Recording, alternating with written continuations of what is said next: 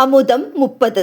நயனியோடு பார்கவ் தனலட்சுமியை தன் வீட்டிற்கு அழைத்து வந்திருந்தான் அபய் ஸ்ரீவத்சன்.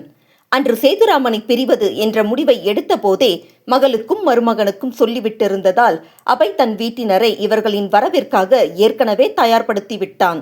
அப்படி இருந்தும் சக்கரவர்த்தி ஏதோ பேச முற்பட, டேட், மாமா இத்தனை வருஷமா குடும்பத்தோட இந்த வீட்டில் இருக்கிறப்போ என் பொண்டாட்டியோட அம்மாவும் தம்பியும் இருந்தா என்ன தப்பு? ஒருவேளை இதுலையும் உங்கள் கௌரவம் பாதிக்கப்படும்னு நீங்கள் நினச்சா ஒன்றும் பிரச்சனை இல்லை. நான் என் குடும்பத்தோட வெளியே போயிடுறேன். உங்கள் கௌரவத்தை கட்டிக்கிட்டு சந்தோஷமாக இருங்க என்ற பிறகு மகனின் முடிவை சக்கரவர்த்தியால் மறுத்து பேசிவிட முடியுமா என்ன? சேதுராமனை போலீசார் கைது செய்யும் முன்னமே அவர் கட்டியிருந்த தாலியை கழற்றி சேதுவிடமே கொடுத்து விட்டார் தனலட்சுமி. இனி இது என் கழுத்தில் இருக்கிற காரணத்தை வச்சு கூட என்னை தேடி வந்துடாத. அப்படி வந்த நான் மனுஷியாவே இருக்க மாட்டேன் என்று உறுதியாக சொல்லிவிட்டார். வீட்டிற்கு வந்தது முதலே தன்னை விட்டு நீங்காமல் தன் கைகளை பிடித்து கொண்டு தோளில் சாய்ந்திருந்த மகளை கண்ட தனலட்சுமிக்கு வாள் கொண்டு அறுத்தாற் போல மனமெங்கும் அப்படி ஒரு வலி பெருகியது. தன் ஸ்பரிசத்திற்காக எத்தனை நாட்கள் இப்படி ஏங்கி போயிருப்பாள் என்று நினைக்க நினைக்க அவருக்கு கண்ணீர் நிற்காமல் வழிந்து கொண்டே இருந்தது. நிர்மலா அவர்களுக்கு காஃபி கொண்டு வந்து கொடுக்கவும், அத்தை, அம்மாவுக்கு பாதி சக்கரை தான் என்றாள் நயனிகா. பார்கவ் சொன்னா, நயனி, பாதி தான் போட்டிருக்கேன். அப்புறம் அம்மா ரொம்ப சூடாக குடிக்க மாட்டாங்க அத்தை, நீங்கள் இருங்க என்றவள் மற்றொரு டம்ளர் கொண்டு வந்து அவருக்காக காஃபியை ஆற்றத் தொடங்கினாள். அதே நேரம், நான் பாவி என்று கதறிவிட்டார் தனலட்சுமி. மா, எதுக்கு அழற என்று நயனி தாயருகே அமர, உன்னை இத்தனை வருஷம் பிரிஞ்சு நான் ரொம்ப பெரியதா பாவம் பண்ணிட்ட வர்ஷி. அவனை விட்டு அப்பவே வந்திருந்தா நீ என்னை விட்டு தள்ளி போக வேண்டிய அவசியம் இருந்திருக்காது. ஆனா இந்த பாவியால அப்போ முடியலையே வர்ஷிமா, என்னை மன்னிச்சிடு என்று மகளிடம் கை கூப்பினார். என்னம்மா பண்ற நீ என்ற நயனிக்குமே கண்கள் குளம் கட்டி போனது. இதோ இவனும் நிதியும் என்னை நம்பி இருந்தாங்க. இவங்களை பார்த்து உனக்கு நான் அநியாயம் பண்ணிட்டேன். நீ சாப்பிட்டியா, தூங்குனியா, என்ன பண்ற, எப்படி இருக்குன்னு உன் ஞாபகத்தில் எத்தனை நாள் தூங்காம இருந்திருப்பேன் தெரியுமா என்று மகளை கட்டிக்கொண்டு உரத்த குரலில் கதறினார். இன்னும் என்னதனா பழசு பேசிக்கிட்டு, இத்தனை வருஷம் இழந்ததை இனியும் ஈடுகட்ட முடியும். உன் மகளை வளர்க்க முடியாட்டி என்ன, உன் பேரன் பேத்தியை வளர்த்து அழகு பாரு என்ற நிர்மலாவின் வார்த்தையில் அவர் அழுகை சற்று மட்டுப்பட்டது. பொதுவாகவே ஒரு பொண்ணுக்கு பிரசவ காலத்துல தான் அம்மாவோட இருப்பு அதிகமாக தேவைப்படும். இத்தனை வருஷம் பிரிஞ்சிருந்தா என்னதனா? நல்ல வேலை, ஆண்டவனா பார்த்து உன் மகளோட பிரசவத்துக்கு முன்னாடியே உன்னையும் அவளையும் சேர்த்து வச்சுதான் நினைச்சுக்கோ என்றார் நிர்மலா. ஆமாம்மா, அத்தை சொல்றது ரொம்ப சரி. இழந்ததை பத்தி யோசிக்கிறத விட இனி கிடைக்க போற சந்தோஷத்தை பத்தி யோசிக்கலாமே என்றாள் நயனிகா. ஆனாலும் என்ன இருந்தாலும் நான் என்ற தனலட்சுமியை இடையிட்டு, முடிஞ்சு போனதை பேசி ஆக போறது என்னதனா? இப்படியே விட்டா அழுதுட்டு தான் இருப்ப. மாடியில் உங்களுக்கு ரூம் ரெடி பண்ணியிருக்கு, போய் கொஞ்ச நேரம் படுத்து எழு என்றவர், நயனி, ரூம் சரியா இருக்கான்னு பாரு, தனாவுக்கு தேவையானதெல்லாம் எடுத்து வை என்றிட அவளும் மாடிக்கு சென்றாள். அண்ணி, இங்க பக்கத்தில் ஏதாவது வீடு வாடகைக்கு கிடைக்குமா என்றார் தனலட்சுமி. எதுக்குமா கேட்குற? இல்லை, மாப்பிள்ளையோட பெருந்தன்மை என்னை இங்கே கூட்டிகிட்டு வந்துட்டார். அதுக்காக நான் இங்கேயே இருந்துட முடியுமா? எனக்கு துணைக்கு பார்கவ் இருக்கான். ஒரு வீடு மட்டும் பிடிச்சு கொடுத்துட்டா போதும், நாங்கள் இருந்துப்போம் என்றதுமே, இதுவும் உன் வீடு மாதிரி தான் தனா, இங்கேயே உன் பொண்ணு கூட இரு, அவளுக்கு சந்தோஷமாக இருக்கும் என்றார். இருக்கட்டுமே அண்ணி, என்ன இருந்தாலும் பொண்ணு வீட்டில் எத்தனை நாளைக்கு இருக்க முடியும்? ஆனாலும் அவளை விட்டு இனியும் தள்ளி இருக்க முடியாது. அதனால தான் பக்கத்துலேயே இருந்தால் என் மகளை காலையிலையும் சாயந்தரமும் இங்கே வந்து பார்த்துக்க வசதியாக இருக்குமேன்னு கேட்டேன். அவ்வளோதானே, கவலையை விடு. இங்கே பக்கத்துலேயே நம்ம பழைய வீடு ஒன்று இருக்குது. நாங்கள் இந்த வீட்டுக்கு வர்றதுக்கு முன்னாடி அங்கே தான் இருந்தோம். வாடகைக்கு இருந்தவன் அடுத்த வாரம் காலி பண்ணிடுவாங்க என்று சொல்லவும், ரொம்ப நன்றி அண்ணி என்று கைகளை பிடித்து கொண்டவரை தேற்றினார் நிர்மலா. அன்று இரவு அறைக்கு திரும்பிய அவையை ஓடி சென்று கட்டிக்கொண்டாள் நயனிகா. முதலில் புரியாமல் நின்றிருந்தவன் அவள் விசும்பலில் மெல்ல மனைவியின் முகம் நிமிர்த்தி, என்னாச்சு நயனி என்றான். Thanks, thank you thank you thank you so much Abhay. எதுக்கு? என் அம்மாவை எனக்காக திருப்பி கொடுத்ததுக்கு.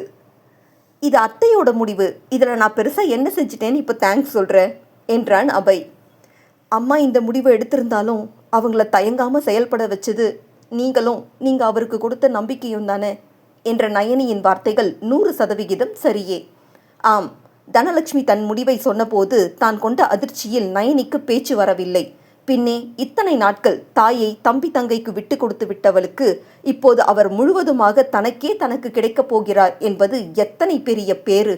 அதீத மகிழ்ச்சியை தாழ முடியாது தவித்தவள் தம்பி தங்கையை பார்க்க, அவர்களோ இனி அம்மா முழுக்க உனக்கு தான்க்கா, நாங்கள் பங்கு போட வரமாட்டோம் என்பது போல மகிழ்ச்சியோடு நயனியை பார்த்திருந்தனர். நிதியும் பார்க்கவும் ரொம்ப ஸ்வீட் அபை, ஆனால் அவங்களுக்கு கொடுக்காம அம்மாவை நான் மட்டுமே வச்சுக்க மாட்டேன், அவங்களுக்கும் அப்பப்போ கொடுப்பேன் என்றால் புன்னகையும் கண்ணீருமாக. அப்புறம் அம்மா சொன்ன மாதிரி முதல்ல அவங்களுக்கு நல்ல வீடு பார்க்கணும் அபை. அந்த கவலை உனக்கு வேண்டாம், ஆல்ரெடி அவங்களுக்கு வீடு ரெடியாக இருக்கு. ரியலி என்று கணவனின் நெற்றியில் இதழ் பதித்தவள், இனி நான் எப்போ வேணும்னாலும் அம்மாவை பார்க்க வரலாம் தானே அபை?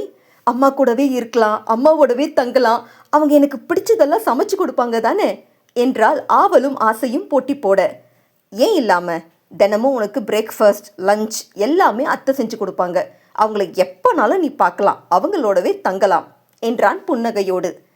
என்னால் இன்னுமே நம்ப முடியல அபை, இதெல்லாம் என் வாழ்க்கையில் நடக்கும்னு நான் எதிர்பார்க்கவே இல்லை தெரியுமா?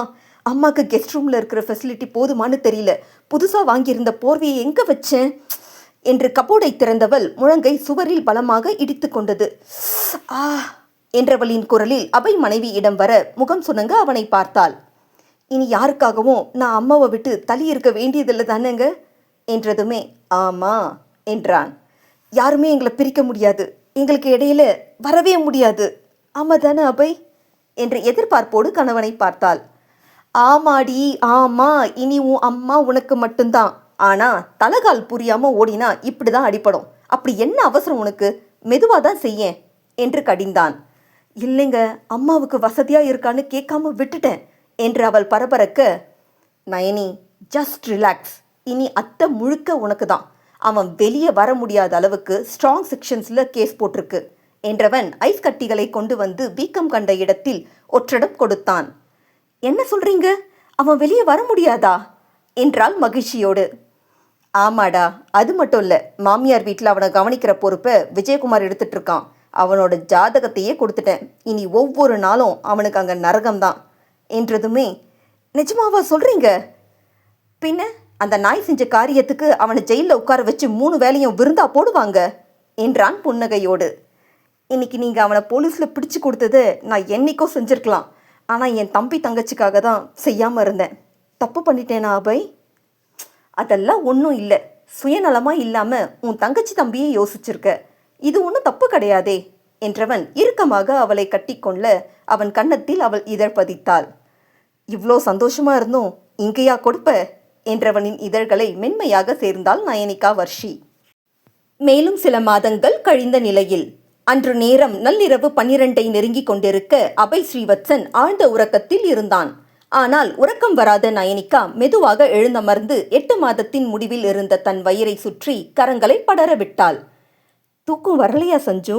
என்ன இன்னைக்கு ரொம்ப நேரம் முழிச்சிட்டு இருக்க என்று உள்ளிருக்கும் மகளோடு பேசத் தொடங்கிட குழந்தையும் காலை உதைத்து தன் இருப்பை உறுதி செய்தது. இன்னும் 2 நாளில் வளைகாப்பு, உனக்கு பிடிச்ச கலரில் தான் வளையல் எடுக்கணும்னு சொல்லியிருக்கேன், உனக்கு பிடிச்ச மெனு செய்யணும்னு சொன்னேன், ஆனால் அபய் அதுக்கு ஒத்துக்கவே இல்லை சஞ்சு, எனக்கு பிடிச்சதை தான் செய்யணும்னு சொல்லிட்டார். ஏன்னு கேட்டதுக்கு நம்ம 2 பேருக்குமான விசேஷத்தில் 2 பேருக்கு பிடிச்சதும் இருக்கணும்னு சொல்லிட்டார். அவருக்கு மனைவியும் மகளும் 2 கண்கள்னு சொல்கிறார் சஞ்சு. உனக்கு தெரியுமா, அவரை விட எனக்கு தான் நீ எப்போ என் கைக்கு வருவன்னு இருக்கு. நீ சீக்கிரம் வரணும், உன்னை என் மடியில் போட்டு பாலூட்டணும், தாளாட்டணும், சீராட்டணும், உன்னை அழகாக அலங்கரிக்கணும், நம்ம 2 பேருக்கும் எப்போவுமே ஒரே மாதிரி ட்ரெஸ் தான் எடுக்கணும்னு அபய்கிட்ட சொல்லிட்டேன். அப்புறம் உனக்கு ஞாபகம் இருக்கா, அந்த தீபாவளிக்கு போட்டுக்கிறதுக்காக நம்ம 2 பேரும் ஃப்ளாரசன்ட் க்ரீனில் ஒரே மாதிரி ட்ரெஸ் எடுத்து வச்சோமே, ஆனால் அதை நம்ம போடவே இல்லடி. அந்த தீபாவளி மட்டும் இல்லை, அதுக்கப்புறம் வந்து எந்த தீபாவளிக்கும் நான் புது ட்ரெஸ் போடுறதே இல்லை தெரியுமா என்று கண்ணீரை துடைத்தவள், நீ வந்த பிறகு நம்ம சேர்ந்து செலிப்ரேட் பண்ண போகிற முதல் தீபாவளி அன்னைக்கு தான் நான் புது ட்ரெஸ் போட போகிறேன். என் மனசு கஷ்டப்படும்னு அபய் என்கிட்ட சொல்லலைனாலும் அவரும் உனக்காக எந்த அளவு காத்துட்ருக்காருன்னு எனக்கு புரியுது சஞ்சு. ஆனால் இப்போ வரையிலுமே நீ ஏன் எங்களை விட்டு இல்லாமல் போனேன்னு அவர் சொல்லவே இல்லடி. அப்படி என்ன நான் தெரிஞ்சுக்க கூடாத ரகசியம் இது வரைக்கும் சொல்லாமல் மெயின்டைன் பண்ணுறார் தெரியுமா என்று கோபித்தவள், சரி அது ரகசியமாகவே இருந்துட்டு போகட்டும். ஆனால் நீ எங்கள் கைக்கு வந்த பிறகு உன்னை நாங்கள் பத்திரமா பார்த்துப்போம். உன் மேலே சின்ன துரும்பு கூட படவிட மாட்டோம். நீ ஆசைப்பட்ட மாதிரி எங்களோட வாழ நினைச்ச வாழ்க்கையை வாழலாம் என்று அறையினுள் நடந்து கொண்டே பேசியவள், இன்னொரு விஷயம் கவனிச்சியா சஞ்சு என்று மகளை வருடியபடி அபய் அருகே அமர்ந்தாள். என்னோட வளகாப்பை உன் பிறந்த நாள் அன்னைக்கு குறிச்சிருக்காங்க. இது எதேர்ச்சியா நடந்ததா இல்லை நீ நடத்துறியான்னு தெரியல. ஆனால் எனக்கு ஒரே ஒரு ஆசை இருக்கு என்ற போதே மனைவியின் பேச்சிலும் அசைவிலும் வாரி சுருட்டி கொண்டு எழுந்த அபய் அவள் விழித்திருப்பதைக் கண்டு, என்னாச்சு நயனி, பெயின் ஸ்டார்ட் ஆயிடுச்சா, ஏன் உட்கார்ந்திருக்க, பாப்பா முழிச்சிருக்காளா என்று அவள் வயிற்றில் காதை வைத்தான். ஆனால் இத்தனை நேரம் விழித்திருந்த அவர்களின் மகள் நயனியின் ஸ்பரிசத்தில் மெல்ல உறக்கத்தை தழுவியிருந்தாள். அச்சோ அபய், தூக்கம் வராம உட்கார்ந்திருந்தா உடனே பெயின் ஸ்டார்ட் ஆகிட்டதா அர்த்தமா? இப்போ எதுக்கு நீங்க இவ்வளோ ஹைப் ஆகுறீங்க? பாஸ், இப்போதான் 9 ஆரம்பிக்க போகுது. பொதுவாகவே பெண் குழந்தைகள் 9 மாதத்தை நிறைவு செஞ்சுட்டு தான் பிறப்பாங்கன்னு சொல்லுவாங்க. ஒன்றும் கவலைப்படாதீங்க, நம்ம பொண்ணு வர இன்னும் 4 இருக்கு என்றாள் சிரிப்போடு. உள்ள மேடம் ரொம்ப சேஃபாக இருக்காங்களாம், நம்ம அவசரத்துக்கெல்லாம் வரமாட்டாங்களாம், உங்ககிட்ட சொல்லி வைக்க சொன்னா. ஆனால் நீங்கள் என்னடானா இப்போவே லேபரில் கொண்டு போய் சேர்த்துடுவீங்க போல என்றதுமே, எங்கே பெயின் வந்துருச்சோன்னு பயந்துட்டேன் நயனி. உனக்கு கால்வலி ஒன்றும் இல்லையே? போன வாரம் நடக்க முடியாமல் தூங்க முடியாமல் அவஸ்தப்பட்டியே என்றபடி அவள் கால்களை பிடித்து விட்டான். அவர்களுக்கு திருமணமாகி 4 வருடத்தை நெருங்கி கொண்டிருக்கிறது. நயனிகா அளவிற்கு தன்னால் காதலிக்க முடியுமா என்ற சந்தேகத்தோடு அவளை காதலிக்க முயற்சி செய்தவனின் காதலில் ஒவ்வொரு நாளும் திளைத்து கொண்டிருந்தாள் அவன் மனைவி. சஞ்சு பற்றிய நினைவுகள் இருவருக்குமே அவ்வப்போது எழுந்தாலும் அவர்கள் அதை ஆரோக்கியமாக பகிர்ந்ததில் உள்ளம் தெளிந்த நீரோடையாக இருந்தது. அபய் மனதில் மெல்ல மெல்ல நயனிகா நீக்கமர நிறைய தொடங்கிவிட்டாள். கர்ப்பமான நாள் முதலே அவள் கால்களை தரையில் பட விடுவதில்லை அபய். கல்லூரிக்கு செல்ல வேண்டாம் என்று சொல்லிவிட்டவன் தினமும் தானே காலையில் சென்று தனலட்சுமியை அழைத்து வந்து விடுவான். என்னதான் நிர்மலா மருமகளை மகள் போல பார்த்து கொண்டாலும் தனலட்சுமியை தான் மனைவியின் மனம் தேடும் என்பதை நன்கு அறிந்திருந்தவன் அதற்கேற்ற ஏற்பாடுகளை செய்து முடித்திருந்தான். அதனால் அவர்கள் முரளிதரன் சக்கரவர்த்தி குறித்த எந்த அச்சமும் இல்லாமல் வந்து செல்கின்றனர். நயனியை முதல் 3 மாதங்கள் எங்குமே டிராவல் செய்ய வேண்டாம் என்று மருத்துவர் சொல்லிவிட்டதில் 10 நிமிட தூரத்தில் இருக்கும் தாய் வீட்டிற்கு கூட அவளை அனுப்ப மறுத்துவிட்டான் அபய். அன்னை, கணவன், மாமியார் என்று அனைவரின் கவனிப்பிலும் தாய்மையின் பூரிப்பிலும் மிளிர்ந்து கொண்டிருந்த நயனிகா தன் எதிரே இருந்தவனிடம், அபய், எவ்வளோ கால்வலி இருந்தாலும் நீங்க பிடிச்சு விடும்போது அது மாயமா மறைஞ்சு போயிடுது தெரியுமா என்று மற்றொரு காலையும் எடுத்து அவன் மடியில் வைக்க 2 கால்களையும் இதமாக பிடித்து விட்டான். மணி 12 தாண்டிடுச்சுடி, இன்னுமா உனக்கு தூக்கம் வரல? என்னை எழுப்பியிருக்கலாமே, ஏன் தனியா உட்கார்ந்துருந்த? ஏங்க, நான் என்ன தனியாவா இருக்கேன்? அதுதான் நம்ம பொண்ணு என் கூட இருக்காளே, இவ்வளோ நேரம் அவகிட்ட தான் பேசிட்டு இருந்தேன். சரி போதும் அபய், கால்வலி தெரியல, ஆனால் இப்போ லைட்டாக பசிக்கிற மாதிரி இருக்கு என்றதுமே, சரி ஒரு 10 மினிட்ஸ் வெயிட் பண்ணு, நான் சமைச்சு எடுத்துகிட்டு வரேன் என்று அரைக்கதவை திறக்கப் போனவன், இன்னைக்கும் ஸ்வீட் கார்ன் தானே என்றான். பரவாயில்ல பாஸ், ரொம்பவே தேறிட்டீங்க என்று சிரித்தாள் நயனி. ஏண்டி, இத்தனை மாசமா எத்தனை மணிக்கு பசிச்சாலும் நீ கேட்கறது ஸ்வீட் கார்ன் மட்டும்தான்.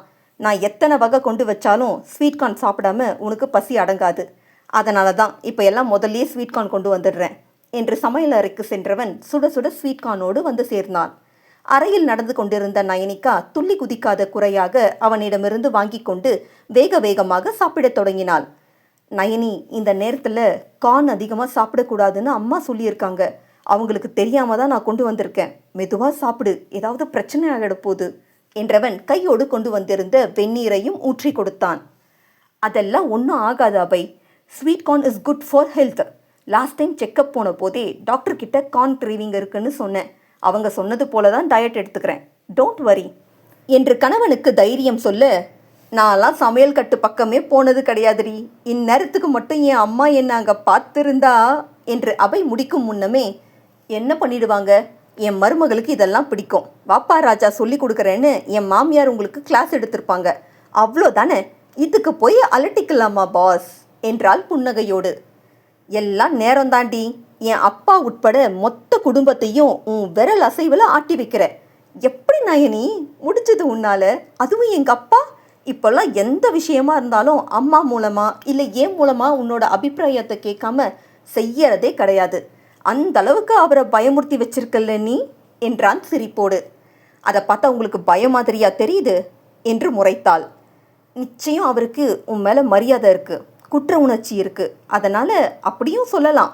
ஆனால் ஒன்று சொல்லணும் நயனி, நாம் இந்த வீட்டை விட்டு போயிருந்தா கூட அப்பா கிட்ட இந்த மாற்றம் வந்திருக்குமான்னு தெரியாது.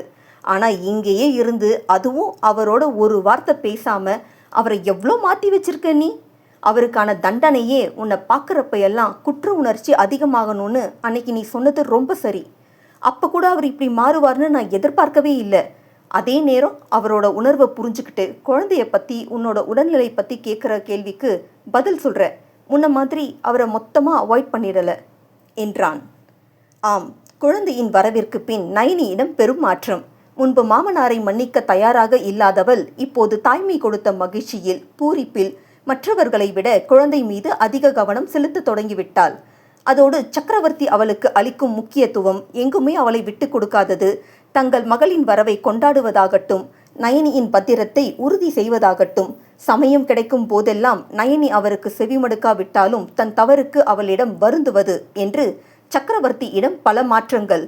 அதனால் மாமனாரை முன்பு போல ஒதுக்கி வைப்பதில்லை நயனிகா. நீ அவருக்கு கொடுத்த மன்னிப்பு அவரோட பேச்ச செயல்பாடுகளை மாற்றியிருக்கு. முன்ன இருந்த செருக்கு அவருக்கு இப்போ இல்லை. இந்த மாற்றத்துக்கு உன்னை தவிர வேற யாரும் காரணமில்லை. கிரேட் ஜாப் நயனி என்றதற்கு அவளிடம் மெல்லிய புன்னகை மட்டுமே.